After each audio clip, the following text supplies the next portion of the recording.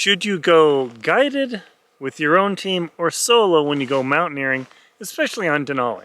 Right now I'm standing at the hill just above base camp, over in the fog there, and you can see a team camp behind me. And I'm going to share just a couple of thoughts of all the years that I've been doing this, over 9 years, non-consecutive, where I've gone to Denali, trying to climb it solo, and seeing what other people do. First point, when you go with a guided team, you have a pretty good chance of success. I mean, their entire model is get the client to the summit. That's the thing. So you have a pretty good chance of success there. If you go with your own team, you're completely dependent on your team's skill. However, hopefully you all know each other, you've climbed together before, you know your dynamics, you know your strengths and where you can pick each other up. If you go solo, that's the lowest probability of success, as evidenced by me. I've tried this 5 times with no success for varying reasons. That's just part of the deal. So that's something to consider. The next thing is the schedule. When you go with a guided team, you are absolutely on a fixed schedule. Yes, ideally you'd make it to the summit and back in 14 days, but a lot of the programs, whether it's Alaska Mountain Guides, Rainier, RMI, Alpine Ascents, or whoever, they do have a fixed schedule. They say, oh, this will take this many days, but allow for that many days. So just be aware of that. With your own team and solo, you could do what you want. I started in early May just about every time. One time I started later in May.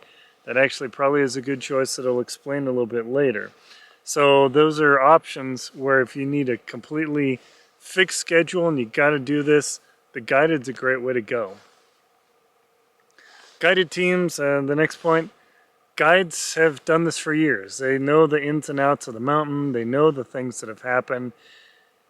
Hypothetically, there should be no surprises. I've seen some things where, surprise, surprise, things happen.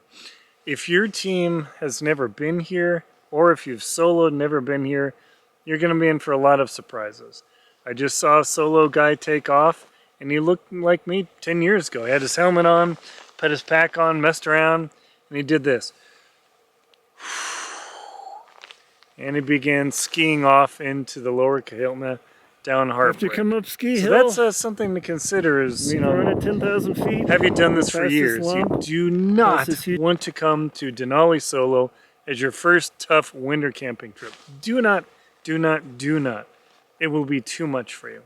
Guided, maybe. So that's something to consider.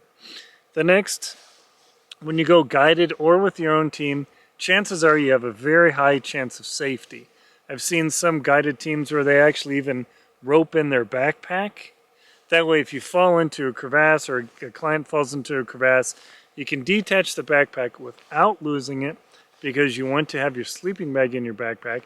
You detach the sled, recover you, the pack, and the sled. I'm in Alaska. Some right guided now teams Denali, I've seen don't tie onto the back. Here. An interesting I technique. Do not want to and then with shower. Like make your own teams, I've seen everything into this, where they're just roped together. They don't have the sleds tied in. This also and then solo, the tent from being put away there's nothing really to rope into, boys and girls. The tent dry Speaking of that, the next before I go on with that, check out my book Adventure Expedition 1. It talks all about expeditioning, how to do these things, adventuring, and grand scheme perspective. Check it out, links below. The next thing, here's a big kicker about guided teams. Usually they tell you you get 2 liters of water per day for the climb, and then you get more water at night. Me, personally, I tried that once. I choked and I despised it.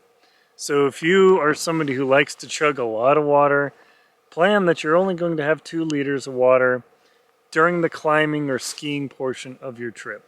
At night, you'll have more. With your team or the solo, sky's the limit.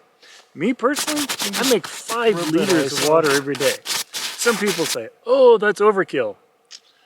I've been in base camp, and by the end of the day, between cocoa, cereal, lunch, dinner, and all that, I will burn through 4 liters of water, and I only have 1 liter of water left. And you might say, Aaron, that's a lot. Oh, no. I need some safety. I'm solo out here. So if something happens and I'm down just a little spit of water, I'm in real trouble. So consider that. Guided teams have greater flexibility in there. Guided teams also have mixed skill. You never know who you're going to get. Maybe you are the slowest slug on the team, and maybe you're just dino ripping it and while everybody else is crawling. You never know what you're going to get, and that's part of the experience. If you go with your team, hopefully you know everyone's skill. That's the whole idea. Solo, well, I hope you know your skill because you're going to be in for a surprise on Denali. Let's see, next point. You will meet new friends. Guaranteed on guided trips, you never know who you're going to get. I met people around the world. I mean, I've climbed with French climbers when I was climbing in Russia. I climbed with Dutch climbers here. I met Australians, French, Japanese. I mean, they're great. I mean, just, you never know. So even though I'm not guided, I've met other teammates, and that's one of the fun things. With your own team, you'll meet other people, but you already got your friends, and you, it's me, myself, and Irene. The last point, and this is a key thing, is the guided services will definitely help find your limit of where you can really push to. Ideally, they won't push to the point where you're stumbling and falling. They're all pretty vetted here, so that is a good thing. Your team limit, whoo boy, if you don't know your friends that you're climbing with, you come to Denali, you will get to know them. Trust me. And the last point, when you're solo, this mental stew, you will find your new limit, and will you be able to push beyond that? That's a good question. So there are, should you come guided, come with your own team, or come solo? Check out links below.